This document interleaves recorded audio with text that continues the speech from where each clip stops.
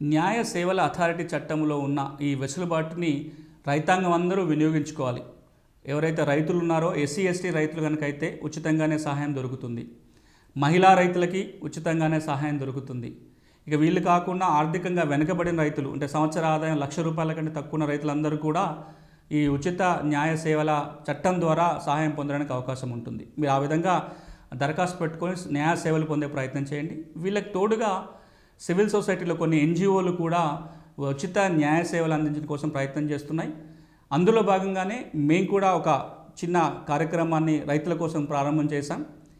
ఎవరైతే రైతు ఉన్నారో చిన్న సన్నకారు రైతుల కోసం ఇది వర్తిస్తుంది. 5 ఎకరాల లోపు కనుక ఉన్న రైతులు ఎవరన్నా 1 సంవత్సర కాలానికి లీవ్ సంస్థలో మెంబర్షిప్ కనుక తీసుకుంటే, సభ్యత్వం కనుక తీసుకుంటే, ఆ సభ్యత్వం తీసుకున్న రైతుకి సంవత్సరం పంటకాలం పొడుగుతా 1 సంవత్సరం కాలం పాటు సలహాలు సూచనలు ఉచితంగా అందుతాయి.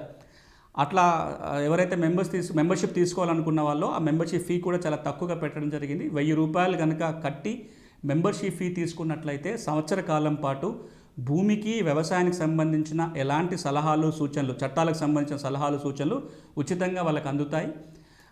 ఆ మెంబర్షిప్ తీసుకున్న వాళ్ళకి సంగారెడ్డి అంటే ఉమ్మడి మెదక్ జిల్లా, ఉమ్మడి వరంగల్ జిల్లా ఈ 2 చోట్ల కార్యాలయాలు ఉన్నాయి. ఆ జిల్లా వాళ్ళు అక్కడికే వెళ్ళొచ్చు. మిగతా జిల్లాల వాళ్ళ కోసం హైదరాబాద్లో కార్యాలయం ఉంది. రాబోయే రోజుల్లో జిల్లాకు ఒక కార్యాలయం ఇది రాబోతుంది.